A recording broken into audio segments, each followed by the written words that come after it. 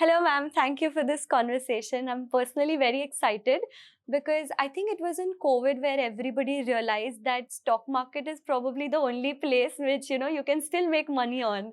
And to learn from you, who's a trading expert, it's such an amazing opportunity. So thank you so much. Hi Riddhima, thank you for having me over. Thank you so much, and I'm happy to be here. I'm happy to share whatever way I can. Thank you. You studied law and then eventually you got into trading because of your husband. So it's a very major shift, isn't it? Yes, it was. And then you all are teaching more on technical analysis. That's what you've specialized in. But then there are two sectors. One is technical and one is fundamental analysis. So what is the difference and why is it that you all move towards technical analysis? So first of all, I got into technical analysis because Vishal was always into technical analysis, and the fundamental difference is you can say fundamental analysis is the study of all the factors, each and every factor that affects a company's performance and ultimately the company's price on the bourses. But technical analysis is just like all of us have studied graphs and charts while we were in maths or high school. That's exactly what technical analysis is, which you are, in a way, if I have to describe one more way to to differentiate between the two, fundamental analysis studies the causes of all the factors. Technical analysis studies the effect, the final effect. So whereas how I was a layman when I entered stock market, I did not even know what are the markets, the kind of markets, what are instruments. I had no clue because I never traded or invested. So for a newbie to understand fundamental analysis is a lot of studies, and I don't believe a non-finance student could do it. But having said that, technical is something which any and everyone can do. So even a newbie like me, like who was coming from a law background and trying to decipher what is markets all about, trying to make sense out of the madness, the whole madness the stock market was, I could instantly understand because it was studying the final effect with the help of charts. That's the whole difference. Right. But since you've had so much of experience in share market now as well, do you think that instruments are enough or do you still need price action to determine on how to trade and stuff like that? So price action, in a way, what we believe and the kind of thing that we teach also is like the price action is everything, all of it is covered into the single price, a single digit that it finally comes to. And I'll tell you the fundamental reason why this works is markets are made up of human beings. We human beings are the people who trade the markets. So essentially, if you see, market is nothing but a whole, it is a collective human behavior. And we human beings have emotions, we have mood swings, we are made up of multiple things, right? That's what shows up in the price. And one more important characteristic is we human beings, we behave in patterns. We have, we have a particular pattern that keeps repeating again and again.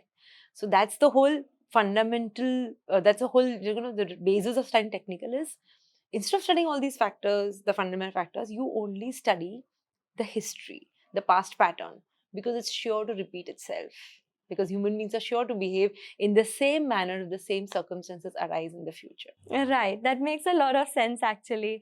And in terms of tools, what exactly are tools for anybody who doesn't know RSI, Bollinger Band, or stuff like that? There's so many terms. That's the whole technical thing that your jargon, But jargon that's in come under. general, like what has determined these tools to be something that will help?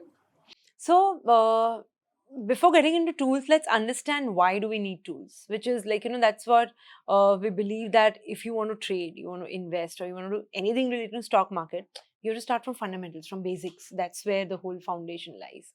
And that's where we've learned from our coaches. So we have simplified this whole foundational learning into four parts. That if you want to become a successful trading investor, there is these four pillars, just four pillars of trading investing. You master these four pillars, tools being one of them. You master these four pillars and then you sort it and you're on your way to creating the financial freedom, the cause that we so strongly stand for. Right. So tools is just one of them. So essentially, if you know the four pillars, it's like, you start with learning the first is the tool where you understand that what are the ways in which you can learn, where you can read the graphs. So tools are essentially nothing but aspects of the graphs and the charts that you study with. It's like, how every doctor would have his toolkit made of stethoscope and thermometer, etc. So a technical analyst toolkit would have all these RSI and Bollinger Band, whatever you say. But I'm happy with the way you are aware of all these tools coming from the law background itself. So you mentioned 4 pillars. What are these? So the first, as we said, is tools. So we call it tools management, where you learn what are the kinds of tools and you learn to understand them, trade them, and master them to make money, right? Second pillar is called trade management, which means you decide on where do you buy and where do you sell based on these tools. It'll tell you the buy and sell points and exit points, profit booking points, etc. The third pillar is your risk management. I believe as you go into each pillar, each one becomes more important than the other. Risk management will tell you what quantity do you buy and sell, how much do you buy and sell. And that takes you to the last pillar, which is the most important pillar, which is emotions management. As I said, market is a collective human behavior, right? It's crowd psychology. It's very important to inculcate and the study of market behavior, mindset management, because um, it's learning tools and trade and learning risk is very easy. Anyone can do it. But to be able to apply them, you need a specific mindset. That's what mindset, emotions management teaches you. And when you take all these 4 pillars together, that's where you complete your journey of being a trader investor. Right. Now, I know that Malkansview is the only training institute which talks about mindset and stuff like that, and we are going to come to it. But with risk management, what do you think is the one place where most of the people are going wrong with, managing their risks? True, a lot of people do go wrong, and that is hugely an impact of mismanaged emotions and impromptu decision, faulty decision making, etc. A lot of factors go behind it. Hope, greed, and fear play a major role when it comes to risk management. So that is why a more disciplined approach, and that is why I think a major shift in thinking that helps a lot of new traders and investors is when they approach business, when they approach trading as a business, how would you approach risk when you're doing a business? Suppose if I'm doing a business of making these mics that we're wearing. Yeah. So when I'm setting up a business, I would always look at the risk reward ratio, the kind of capital that I'm investing in, and the kind of return that I would get into my business, which would decide my profitability into the business, right? In the same way, if every trader investor would look at trading and investing as a business, what is the capital I'm putting in? What is the reward that I'm going to get? And what is my profit or loss equation? That is where risk management comes in. So if you take it as a business, I think the whole calculation, the whole approach to risk gets solidified, and it you have a very equanimous approach towards risk. Right. And when did you realize that mindset is so important? Oh my god, my journey has been quite rough as a trade investor, like how most people's journeys have been. Yeah. And people do think the opposite, that maybe I always had Vishal to train and coach me. Yeah. It would have been a cakewalk, but no, because I think all of us have to learn our mistakes. So though I did have Vishal to guide me through, do this course or read these books, but then I had to learn my own lessons. And I came from a very humble background. I had limited amount, which is a savings that I had, the provident fund savings from my previous job, gratuity. Yeah. That's the amount that I started trading with. Did experience a lot of whipsaws, loss of money, bankruptcy, etc.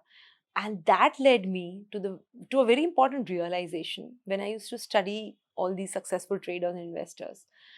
I was intrigued that something that I'm finding so difficult, which my husband has taken years to master. How do people master? How do these people master? When I used to read books, I used to think. And that got me deeper into research that there is something that they're doing differently. Kuch to alag kar rahe hain. Yeah. And that's why I did a lot of research into mindset, that it's not what they're doing, it's how they're thinking. So I have to now get into it. And that's what it opened a whole Pandora of things for me, that wow, this is it, this is the game changer in a lot of people's lives. Right, right. You actually answered one of my questions, because I always ask everybody what is the difference between, in our case right now, a successful trader and not so successful trader. So the answer seems to be mindset. Absolutely, absolutely. And I can prove with you numerous case studies of all the people who have been successful in the past. And we've been teaching and training. So this month, incidentally, we are starting a 15-year celebrations at Malkansview. Malkansview completes 15 years, the institute. And throughout, across these 15 years, I've seen remarkable difference between people who could make it versus people who couldn't, unfortunately. And this is one deciding factor, I can say. Right. there's a lot of stigma, especially in India, I feel, in terms of spirituality, meditation, and mindset, and how it is really not related to business. That's what people think, that it has no connection to, career and stuff like that. But obviously, from what you are teaching and what you have experienced, it has an impact on your career in general, not just stock market. How do you think it really helps you in terms of trading? Like, in what sense do you think it really, really amplifies that effect of you being an effective trader? So first, let me make the statement that it doesn't help you with the trader. The Yeah. trader in you, it doesn't help. It helps you as a person. Your personality changes, and it is this person who is the trader. It is, you cannot to separate two personalities, that I'm otherwise a very good person and I'm sorted in life, but when it comes to trading, I can't make it. It's just one person. It's a unified personality. So when you work on yourself, you are essentially working on your business, right? But unfortunately, a lot of times we end up thinking that, it's just a left brain who's doing all the calculations and trading and all. It doesn't matter with all these things. But eventually, who you are as a person, how sorted you are, how peaceful you are, what are your values, what is it that you believe in, what's your courage quotient, what's your confidence quotient, what's your clarity quotient, all of it comes in together to make the trader who is sitting at the terminal and entering and exiting the trades. So once you get that connection, you realize the importance of working on yourself. You realize the time investment you need to work on developing you and building you, which will ultimately build the trading career for you. Right. And is it all doable? Because, a lot of people are calmer than some people. Like, naturally, a lot of people are way calmer than, like, a lot of other people. But do you think doing all of this is like doable, working on yourself at any age, for anybody who's watching this, who probably thinks they're old now, and, maybe they should have done this when they were younger or something like that? Is it doable? Absolutely. In fact, two things here. First, when you say someone who is naturally that way, I believe that it just comes with a lot of practice on your own self. All these people supposedly that you feel have a beautiful aura around them, or they're more sorted in decision making, etc. I believe none of it, because we're all born the same, right? And we are a product of our circumstances. We are a product of our belief systems. In fact, that is why a lot of work that we do into our programs originates from working on your belief systems. So a lot of traders, they come back and say that we've come here to learn trading. What are these beliefs and all? Because they make you uncomfortable. Major part in trading is the outcome, which is money. In our culture, in our society, we don't talk about money. It's considered stigma. If I come and tell you, Riddhima, I just love money, and you would say, oh my God, what kind of person she is? Is she greedy that she loves just money? So a lot of social, societal upbringing, societal thing goes into this. And the second thing is that, yes, it's so important to be working on this, and age is never a barrier. We've had students from, the youngest, beginning from about 18 years, 19 years, all the way to retired. We have into our next community, which is the most elitist program. We have a 72-year-old student Wow. who's retired and still wanting to work on himself. He chose this program because he wanted to work on himself and not just create money. So Right. it depends. The whole veggie only tells you that it's all about, the time. There's never a time where you have to stop working on yourself. That's what we strongly believe in. Right. I've heard a lot of your videos, and I know you believe in manifestation and things like that as well. Do you think it has anchored you throughout your journey as a trader as well? Absolutely. Absolutely. So it's like you believe in the outside world, you believe in the inside world. It's Right. like your efforts in the outside world are more, you can have more amplified results if you keep working simultaneously in the inside world. And that's where manifestation or visualization, meditation, all these things really help you. Right. Uh, a common mistake I see in people is when people manifest, they're also coming with a little bit of greed, that, oh, I want this, and which is something that I really liked when, you were teaching in one of your videos, and you made it seem like regardless of whether you have it or not, you're fine. And that is actually being abundant, that okay, fine, I want that, but then even if I don't, like, I'm fine right now. And I feel like this is a very misunderstood concept of being abundant, and it's spoken a lot, but like the way you explain it is actually very authentic to me. So would you like to explain on what abundance, being abundant is like, and how do you feel it for yourself? So being abundant is like, so if you, let's understand the real meaning of abundance. So in common parlance, abundance means to have a lot of things. When someone has a lot of things, we feel that this guy or girl is abundant. But the real meaning of abundance is, it's like, it's your ability to manifest things at will, materialize things at will. Now, things, it doesn't include worldly material things or money or wealth or physical possessions. It even includes good health. It includes manifesting great relationships or wishing that your family is happy or building joy in your community. It means everything. So abundance is just when you feel that I want this to happen. It's like, you what we call, in Hindi, if I say people understand better, to batate ki it comes with ease and grace, which means sahajta.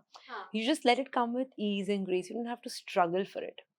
That's what it is. So the mistake that people make is what you just said, with manifestation, is to have more. There's a kind of lot of force that's there, forced manifestation you call, which doesn't work.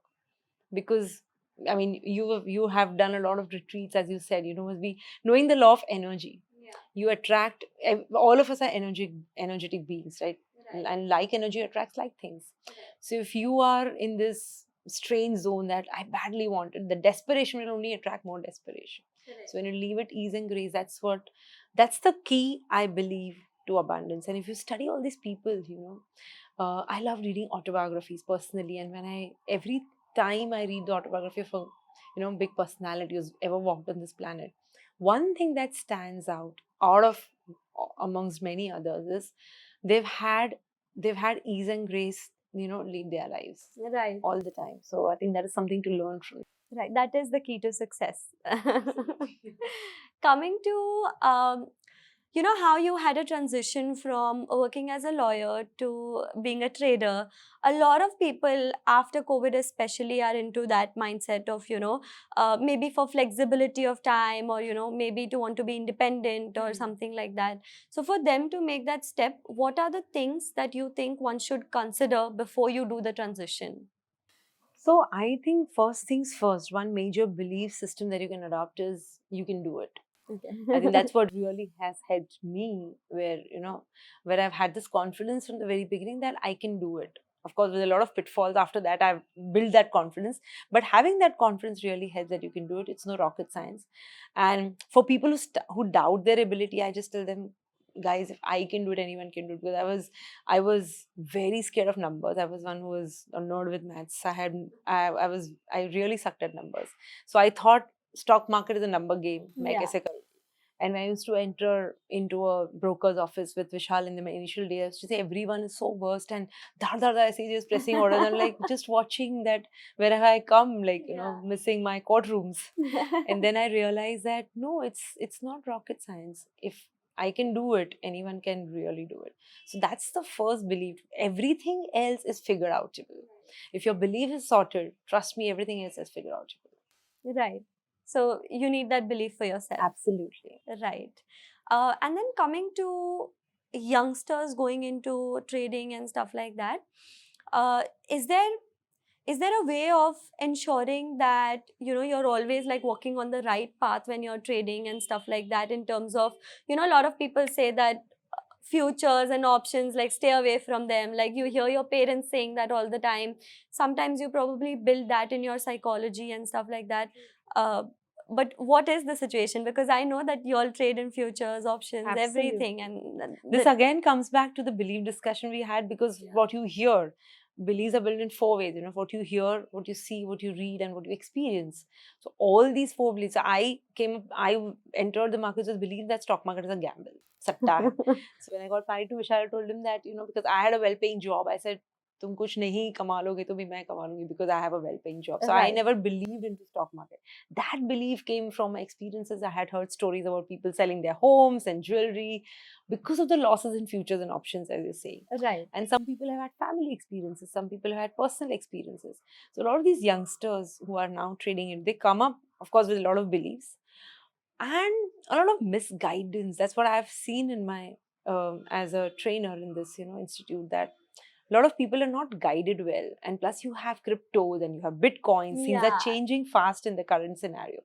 So all of these leads to the belief that fast money making is great. You know, you can make money fast. Bitcoin and crypto is super fast, right? Yeah. So a lot of miscalculation. So their inclination towards educating themselves here is no longer there. Because without educating, with tips, calls, and khabars and all, they're anyways minting money with crypto and Bitcoin, Yeah. etc. Especially, you know. Right. So I believe if that's the thing that we so strongly stand for in the institute. This kind of movement that we're building. That's what our tagline says, you know, changing the way India trades, to inculcate the reality that you need to be educated here.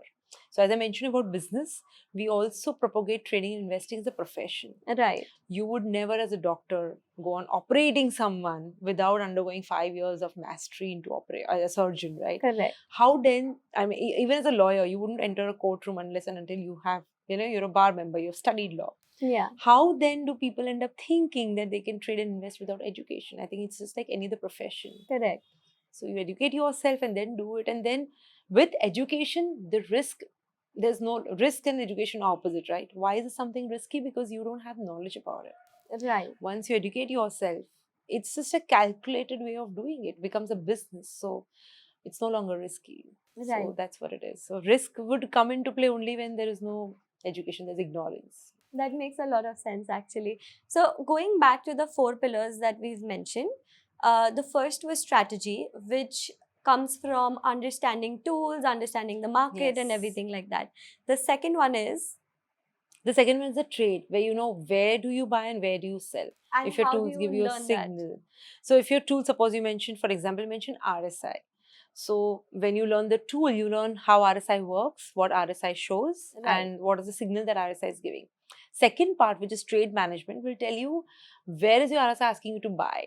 Okay. If you're studying a stock which is 1100 rupees as of now, so where is the buy signal coming from? Okay, then I buy when it moves above 1120. Okay, and where do I sell? I sell when it crosses 1220. That's my trade management. I'm marking my buy and sell. Right. It's a proper system. Yeah. And the third is very much linked to the fourth. So, risk management is very much linked to the mindset, because then you have to deal with your emotions. So, now if somebody wants to really build their mindset, because that is the most important thing, like we mentioned, how do they go about really working on themselves? Like, what would be the starting point, you would say? So to build, first is a lot of self-help books are available, and second is of course a lot of uh, people or courses or programs are designed to help you work on yourselves. Basically, what you're doing, Riddhima, is you're working on your belief system. Once that gets sorted, you work on your inner child. Once that gets sorted, then I believe it doesn't really depend on any profession that you're in. You be into law, or you're a doctor or an engineer, chartered accountant, or trader. It works for anyone and everyone. But the point is, you first need to realize that you need to work on the mindset. Then, once you realize that, and once you're open and coachable, then there are a lot of ways in which you can do that. Amazing. So I think we've covered the very most important topics for trading, which is to be coachable and to know that you need to work on yourselves at all Absolutely, times. yeah, totally. I Thank think you that's so the key. much, ma'am, You're for this welcome. conversation. I think it's really it's the gist of any profession, no matter whether you're into trading or into something else. But what is important is to work on the mindset. Work on yourself, yeah. And once that is done, you sorted. Thank you so much. Thank you so much.